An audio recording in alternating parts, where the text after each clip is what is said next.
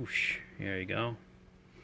And it's just scanning through there and programming the auto channels. So I've run the wire, as you can see here. I've gotten rid of the plug-in adapter, found the positive wire, which is the one that has the white dash on the wire. You can see the white dash there. That's positive. The other one's negative, so I sort of color coded them, but not really. I use the old power lead for the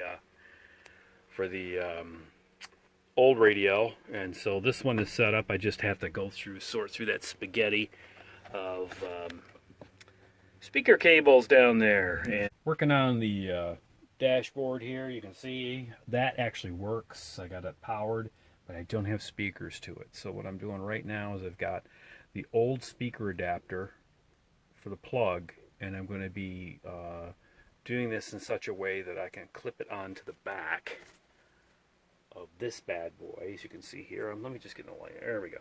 So there's the little regular just wire, copper wire clamps that are in the back, and you can see there's some grounds, positives and negatives. Well, there's just a common ground for all the speakers, so I'm just going to use 2 wires and then join them into one, and then wire them up into the common ground connector on the adapter plug. All right, let's turn the key, and I'll keep talking over it. Sorry, folks.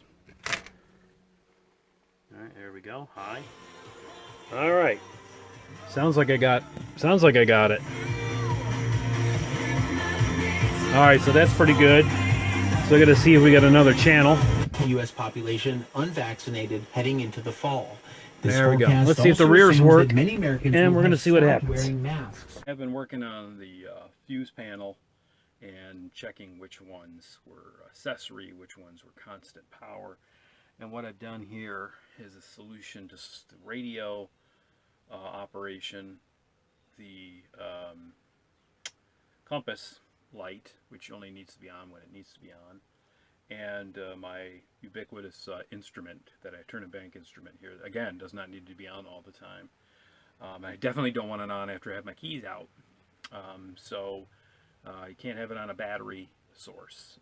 It's got to be on an accessory source. So what I've done here, as you can see, these are these little splitters, right? Not a huge fan of them.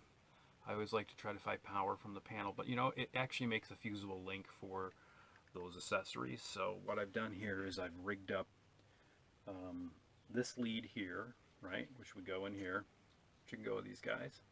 But I've also linked up 2 more that are going to all split out from this and plug into each one of these, because they don't use that much. I think the radio uses 2 amps max. The bulb is milliamps in the compass, and the T and B is probably I think it's rated as 2 amps. So I've got a 15 amp fuse. I probably will bump it down to a 10 amp, but I can't find one in all my gaggle of boxes. It looks like I'm fishing here. I've got, like, you know, so many of these boxes of connectors. You can never have too many, it seems.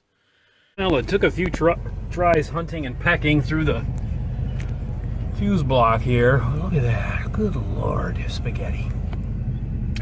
Used my trusty meter here, my passive meter, and got things wired up and routed and the way they should be. So radio was working again. It went dead on me only because I wired the switch wrong here for the power outlet. So had this tilted down.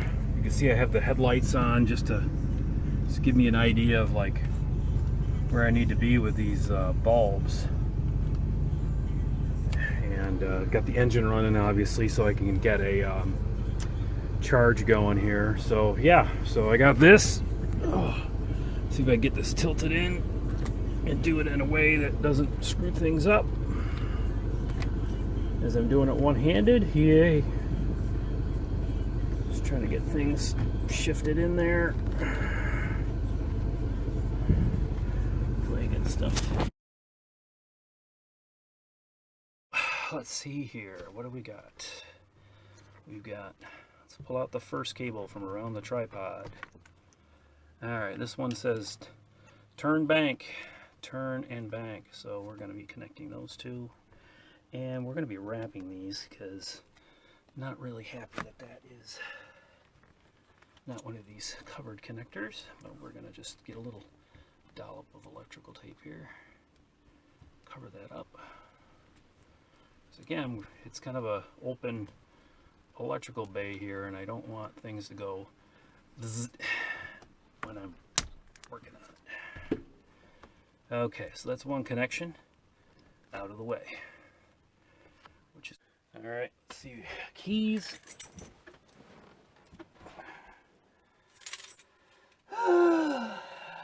Keep your fingers crossed here. Well, turn the bank indicator turned on, radio turned on. I'll turn that off for now. Now I notice the light up, that buzzing in your ears. There's a gyro stabilizer inside that thing. That's what's making that clicking noise. Anyways, but it is functional, believe it or not. Although I don't know how much it's going to work on the RV. It depends on what kind of roads we're on. Anyways, I think I might have found the problem. This was the only thing that was on the connector. There was no wire connected to it. So you see, yet again, some of these connectors are not doing so great.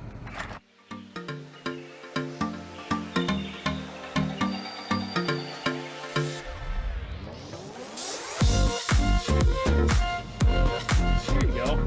See? Compass light came on. I just have to get that in there. There we go. So now the compass is working as well. Well, the light is. The compass always is working. But now the light's working. Pretty cool.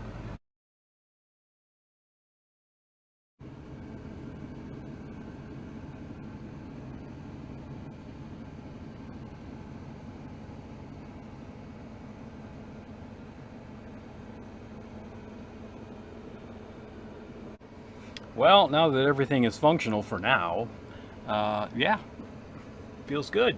It's about 1:30 and on a Sunday, and of course now begins, yes, the behind the scenes cleanup. But not too bad, most of it's tools. So, whew, thanks for watching the video. I appreciate it, and hope you enjoyed and liked watching this video for its instructional or educational purposes. And yeah, got some good stuff working now. Thank goodness. I'll test the wipers, make sure the wipers are working. Yeah, wipers are working. How about this wiper? Yeah, that wiper's working. How about my little water spigot? Yeah, they're spritzing. That's good. Alrighty. Looks like she's ready to roll. Just gotta get her inspection done.